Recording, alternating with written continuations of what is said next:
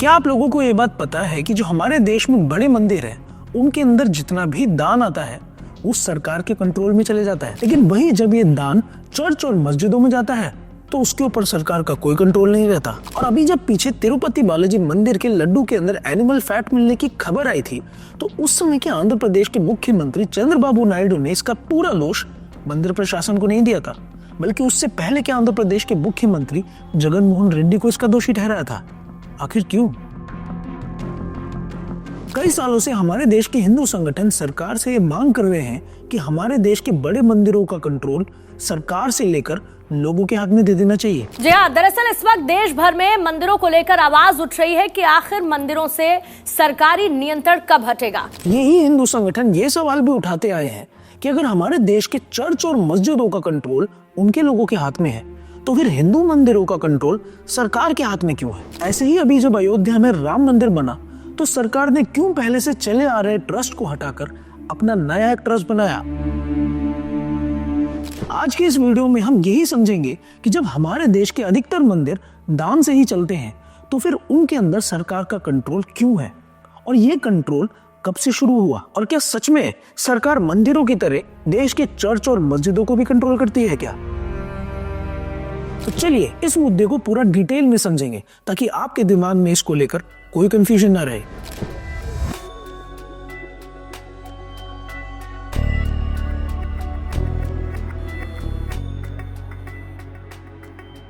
अभी जब तिरुपति बालाजी मंदिर के लड्डू के अंदर एनिमल फैट की खबर आई थी तो पूरे देश के अंदर एक लहर दौड़ गई थी। सभी के मन में एक सवाल था कि आखिरकार मंदिर की प्रबंधक कमेटी कर क्या रही थी। सभी लोग प्रबंधन कमेटी को दोष दे रहे थे, लेकिन आंध्र प्रदेश के मुख्यमंत्री चंद्रबाबू नायडू ने इसका जिम्मेदार पुराने मुख्यमंत्री जगन मोहन रेड्डी को ठहराया था। क्यों?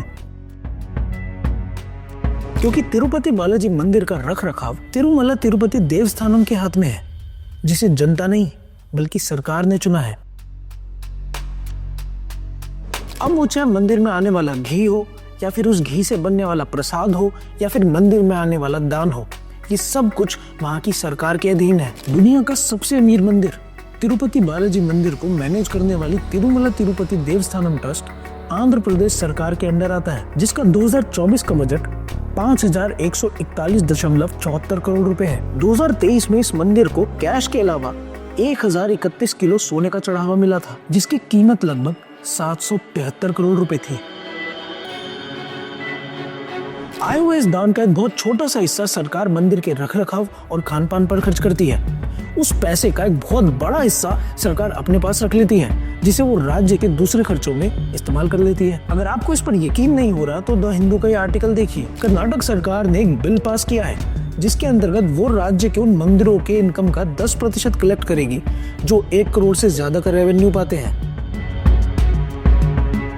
इससे तो साफ हो जाता है कि सरकार हमारे देश के मंदिरों को भी कंपनियों की तरह ही देखती है।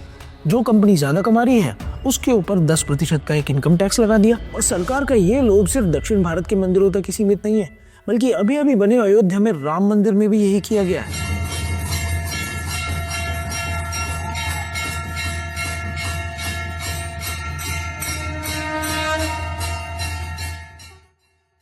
आज जो लोग भारत के अंदर राम मंदिर बनने का पूरा श्रेय भारतीय जनता पार्टी या फिर नरेंद्र मोदी को दे देते हैं, उन्हें यह बात नहीं पता कि 1995 में द्वारिका पीठ के शंकराचार्य स्वामी स्वरूपानंद सरस्वती जी और अन्य प्रमुख धर्माचार्यों ने मिलकर काशी में रामालय ट्रस्ट बनाया था,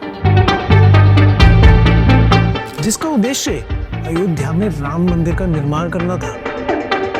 और फिर बाबरी मस्जिद के विध्वंस के बाद इसी ट्रस्ट ने राम मंदिर निर्माण के लिए अपनी दावेदारी प्रस्तुत की थी।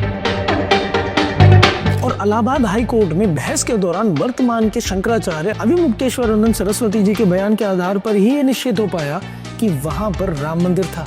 जो रामालय ट्रस्ट इतने वर्षों से राम मंदिर निर्माण के लिए इतना संघर्ष कर रहा था, बीजेपी सरकार ने राम मंदिर निर्माण के समय रामालय ट्रस्ट को ही हटा दिया और उसकी जगह श्री राम जन्मभूमि तीर्थ क्षेत्र ट्रस्ट बनाया, जिसमें सरकार ने अपने ही लोगों को शामिल किया। ताकि देश के और मंदिरों की तरह भी राम मंदिर का कंट्रोल भी सरकार के हाथ में ही रहे।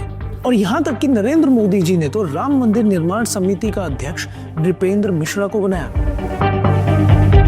ये व्यक्ति कि नृपेंद्र मिश्रा और कोई नहीं बल्कि वही आदमी है जो कि अयोध्या में उस समय आईएएस था और जिसके निगरानी में कार सेवकों पर गोलियां चलवाई गई थी।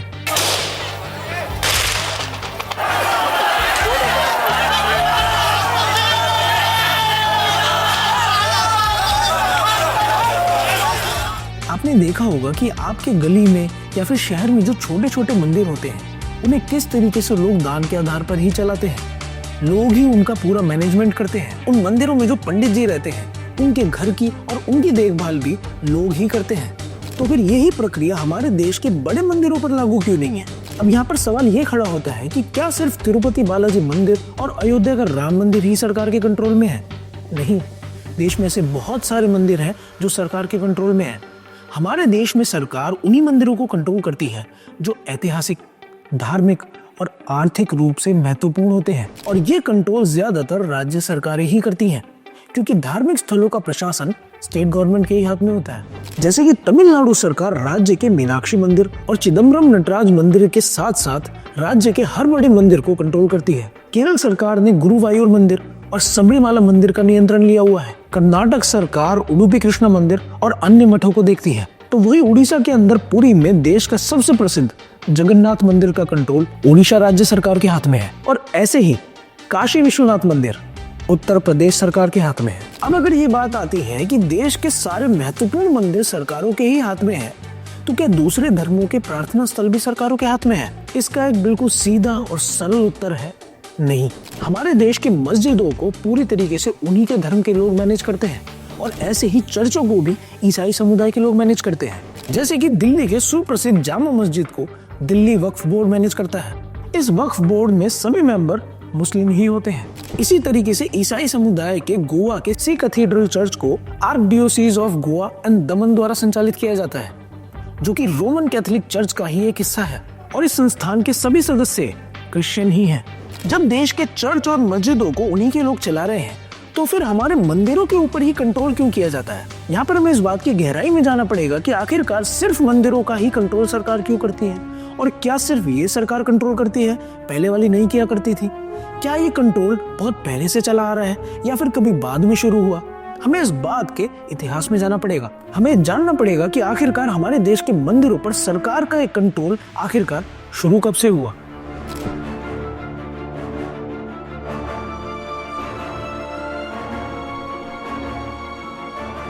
ये बात है आज से 221 साल पहले यानी कि 1803 की, जब मराठा और अंग्रेजों के बीच में सेकेंड एंग्लो मराठा वॉर हुआ था।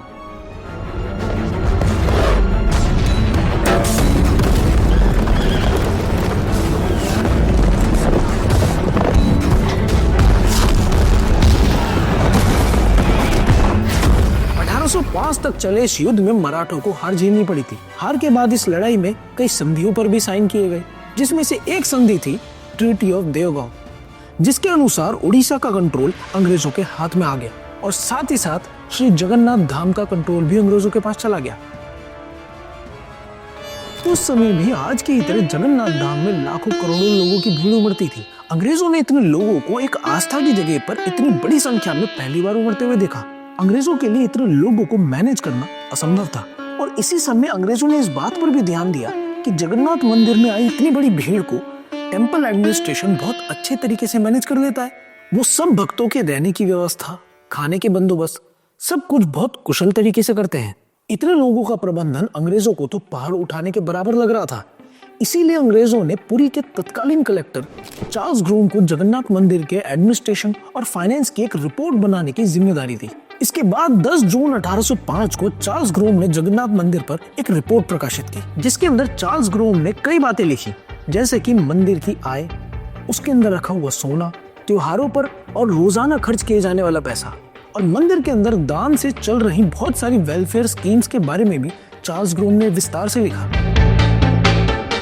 इस रिपोर्ट को देखकर अंग्रेजों के होश उड़ गए और यहीं से उन्होंने इस बात पर ध्यान देना शुरू करा कि किस तरीके से वो इस मंदिर के प्रशासन को अपने कंट्रोल में ले सकते हैं। चार्ल्स ग्रोम की इस रिपोर्ट में एक बात और थी जिसे जानकर अंग्रेजों के पसीने छूट रहे थे। वो बात थी मंदिर में आने वाले श्रद्धालुओं की संख्या पर, यानी कि मंदिर में रोज आने वाले भक्तों की संख्या ये संख्या इतनी ज्यादा थी कि अंग्रेजों को डर लगने लगा कि अगर इन लोगों ने मिलकर अंग्रेजों को भगाने का मन बना लिया तो उनकी सारी चाल पर पानी फिर सकता है। इसीलिए ही अंग्रेजों ने अपना ज्यादा ध्यान मंदिर में आने वाले चंदे पर नहीं दिया, बल्कि आने वाले श्रद्धालुओं पर दिया। और फिर इसी डर से अंग्रेजों ने एक ऐसी चाल चली जिससे भारत के मंदिरों का भविष्य हमेशा के लिए बदल गया। अंग्रेजों ने मंदिरों में भक्तों के आने पर पिलग्रिम टैक्स यानी कि तीर्थ यात्रा कर लागू कर दिया, जिसके तहत तीर्थ यात्रियों को जगन्नाथ मंदिर में प्रवेश करने और पूजा करने के लिए एक निर्धारित राशि का भुगतान करना होता था। ये टैक्स धीरे धीरे देश के सभी बड़े मंदिर जैसे कि काशी विश्वनाथ मंदिर, रामेश्वरम मंदिर और त्र्यंबकेश्वर मंदिर पर भी लागू कर दिया गया। आगे चल के ये टैक्स अंग्रेजों ने सिर्फ मंदिरों तक ही सीमित नहीं रखा, बल्कि गया के अंदर पिंडदान जैसी जगहों पर और तीर्थ यात्रा जैसी जगहों पर भी लगा दिया। और तो और कुंभ मेले के दौरान भी ये टैक्स वसूला जाने लगा। आज जब लोग अंग्रेजों के लगाए गए इस पिलग्रिम टैक्स का नाम सुनते हैं तो लोगों को ये लगता है कि अंग्रेजों ने ज्यादा पैसे कमाने के लिए टैक्स लगा दिया होगा, लेकिन अंग्रेजों ने पैसे कमाने के लिए नहीं बल्कि लोगों को कंट्रोल करने के लिए टैक्स लगाया था। क्योंकि अगर आप ध्यान से देखेंगे तो अंग्रेजों ने पिलग्रिम टैक्स उन्हीं जगहों पर लगाया जहाँ पर ज्यादा लोग जुटा करते थे, जैसे कि कुंभ मेला, गया में पिंडदान, जगन्नाथ रथ यात्रा। अंग्रेजों को हमेशा यह डर सताता रहता था कि जब इन जगहों पर लोग इतनी बड़ी मात्रा में इकट्ठे होते हैं तो लोग इकट्ठे होकर बातें करते हैं, और लोगों के बीच में अगर इस बात पर बहस छिड़ गई कि क्या इन अंग्रेजों का हमारे देश में कोई काम है, तो फिर तो लोग अंग्रेजों को हटाने के लिए एकजुट हो जाएंगे। और लोग एकजुट हो गए तो एक ना एक दिन तो अंग्रेजों को यहाँ से जाना ही पड़ेगा। जनता के विद्रोह के डर से अंग्रेजों ने जो हमारे देश के मंदिरों पर कंट्रोल जमा लिया था वो आज 221 साल बाद भी नहीं बदला है। और आज की हमारे देश की सरकारों के अंदर भी कहीं ना कहीं ये डर तो बैठा हुआ है कि अगर मंदिरों का कंट्रोल लोगों के हाथ में दे दिया तो कहीं लोगों के दिमाग में सरकार की महत्वता कम ना हो जाए। और शायद इसीलिए ही 1863 में जब अंग्रेजों ने रिलीजियस एंडोमेंट्स एक्ट पास किया था, जिसके तहत अंग्रेजों ने कई बड़े मंदिरों को कानूनी ट्रस्ट में बदल दिया था, वो कानून अंग्रेजों के जाने के बाद भी भारत सरकार ने नहीं बदला है, बल्कि सरकार ने Hindu religious and charitable endowments act लागू किया, जिसके तहत मंदिरों का प्रबंधन ट्रस्ट बोर्ड के तहत किया जाने लगा। और फिर इसी तरह तमिलनाडु, आंध्र प्रदेश और बाकी के राज्यों ने मंदिरों के लिए अलग कानून बनाए, जिनके तहत मंदिरों की आय और संपत्तियों का उपयोग सरकारी योजनाओं और प्रशासनिक खर्चों के लिए किया जाता है। जब मैं बात कर रहा हूँ तो कई लोगों के दिमाग में ये बात आ रही होगी कि जिस तरीके से बीजेपी पार्टी ने अयोध्या में राम मंदिर बनवा दिया तो सरकार ने अगर उसके ऊपर कंट्रोल कर लिया तो कौन सी बड़ी बात हो गई। इस बात से हमें देखना पड़ेगा कि आज जिन मंदिरों पर सरकार कंट्रोल कर रही है वो आखिरकार जिन लोगों ने बनवाए थे क्या उन लोगों ने भी उन पर कंट्रोल किया था। इसी बात से हमें ये जानना बहुत जरूरी है कि आज हमारे देश की सरकार मंदिरों पर जो कंट्रोल कर रही है क्या पहले भी इसी तरीके से कंट्रोल किया जाता था। ये बात तो आप लोग जानते ही होंगे कि देश के बड़े बड़े मंदिर उस समय के राजाओं ने ही बनवाए थे, तो क्या उनके द्वारा बनवाए गए मंदिरों पर उनका कंट्रोल था या फिर जनता का।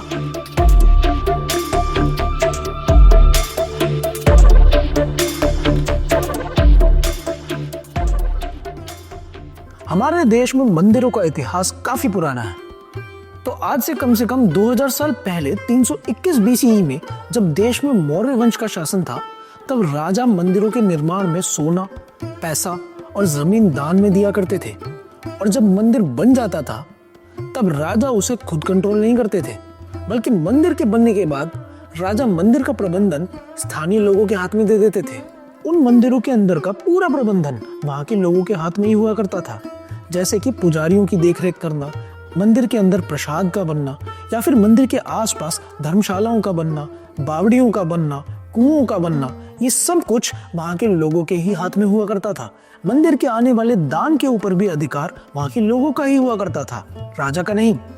जैसे कि आज के मध्य प्रदेश में भोजेश्वर महादेव मंदिर जो कि 11वीं शताब्दी में बना था वो राजा भोज ने बनवाया था। और अगर आज के हिसाब से देखें तो उस मंदिर के मालिक तो राजा भोज हुए, लेकिन ऐसा नहीं था। उन्होंने मंदिर बनवाने के बाद उस पर अपना मालिकाना हक नहीं जमाया, बल्कि मंदिर को स्थानीय लोगों को समर्पित कर दिया था। भारत में मंदिर केवल धर्म और धार्मिक अनुष्ठानों तक ही सीमित नहीं थे, बल्कि हमेशा से ये हमारे समाज और संस्कृति की आधारशिला का एक अभिन्न हिस्सा रहे हैं। पहले के राजाओं ने मंदिरों के ऊपर अपना मालिकाना हक इसलिए नहीं जताया क्योंकि उन्हें मंदिरों के अंदर आने वाले चंदे का कोई लोभ नहीं था। उन्हें लोगों से कोई वोट नहीं बटोरने थे, और इन सबसे बड़ी बात उन्हें लोगों के ऊपर कंट्रोल नहीं करना था। अब यहाँ पर यह बात भी आती है कि अंग्रेजों ने हमारे मंदिरों पर कंट्रोल किया, उसके बाद की सरकारों ने भी कंट्रोल किया। तो क्या कभी हमारे देश के लोगों ने इसका विरोध नहीं किया? बिल्कुल किया था। 1959 में आरएसएस ने मंदिरों को हिंदू समाज के अंदर लाने के लिए एक रेजोल्यूशन पास कर दिया। इस रेजोल्यूशन में काशी विश्वनाथ मंदिर को सरकार के डायरेक्ट या फिर इनडायरेक्ट कंट्रोल से बाहर निकालने की बात थी और इसके लिए बाद में आंदोलन भी हुए। और हाल ही में 2021 में भी विश्व हिंदू परिषद ने एक रेजोल्यूशन पास करके सेंट्रल गवर्नमेंट से भी अपील की थी कि सेंट्रल गवर्नमेंट देश में एक ऐसा लॉ पास करे जिससे मंदिरों को गवर्नमेंट के कंट्रोल से मुक्त करा जा सके।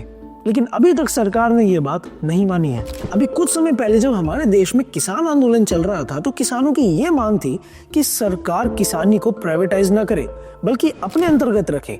सरकार देश के अंदर मंडियां बनाए जो कि सरकारी मंडियां होंगी और सरकार ही किसानों से उनकी उपज को खरीदे, ना कि प्राइवेट लोगों के हाथ में दे दे। और इसी तरीके से सरकार ने देश के कई सेक्टर्स में प्राइवेटाइजेशन को बहुत बढ़ावा दे दिया है। सरकार ये कहती है कि प्राइवेट लोग चीजों को ज्यादा अच्छा चला पाते हैं, लेकिन यही बात जब मंदिरों पे आती है तो सरकार प्राइवेटाइजेशन को तो नहीं कह रही। सरकार ये कह रही है कि नहीं, मंदिरों को तो हम ही चलाएंगे, बस प्राइवेटाइज करेंगे तो हम दूसरी चीजों को। सरकार को सारे काम उल्टे करने हैं। जिस सेक्टर को लोग कह रहे हैं कि इसको प्राइवेटाइज मत करो तो उसको तो सरकार डंडे मार मार के जबरदस्ती प्राइवेटाइज करवा रही है। और मंदिरों के विषय में लोग कह रहे हैं कि ये हमारे हाथ में दे दो, तो नहीं, सरकार ने उसको पकड़ के रखा हुआ है। वीडियो में मैं आपको बता चुका हूँ कि देश के चर्च और मस्जिद सरकार के कंट्रोल में नहीं है, लेकिन मंदिर है। तो मैं यहाँ पर मंदिरों को चर्च और मस्जिदों से कंपेयर नहीं कर रहा हूँ। अगर देश के चर्च, मस्जिद और मंदिर तीनों ही सरकार के कंट्रोल में होते तब भी मैं ये बात कहता, लेकिन इसका पूरा कंट्रोल देश की केंद्र सरकार के हाथ में भी है। अगर केंद्र सरकार चाहे तो देश के मंदिरों पर से उन राज्य सरकारों का कंट्रोल हटा सकती है, लेकिन हमारी देश की सरकार ये काम नहीं कर रही है। जिस चीज की शुरुआत अंग्रेजों ने करी थी उसको हमारी देश की सरकारें आगे क्यों बढ़ा रही हैं? जब अंग्रेज यहाँ से गए उसके बाद से ही ये कानून बदल देने चाहिए थे। और यहाँ पर यह बात भी ध्यान देने वाली है कि मंदिरों का कंट्रोल सरकार से हटाकर हिंदू संगठनों को ना दिया जाए, बल्कि समाज में सामान्य लोगों को दिया जाए। अगर इस विषय पर आप और हम सभी लोग एकजुट हुए तो शायद सरकार इस बात पर जरूर विचार करे और इस नियम को बदल दे। साथियों, आज की वीडियो में बस इतना ही। हमसे जुड़ने के लिए स्क्रीन पर दिए गए नंबर पर हमसे संपर्क करें और अपने घर पे बैंकों का मायाजाल किताब मंगवाकर जरूर पढ़ें। मेरा नाम है शिवांक यादव। मिलता हूँ आपको अगली वीडियो में। तब तक के लिए नमस्कार, जय हिंद।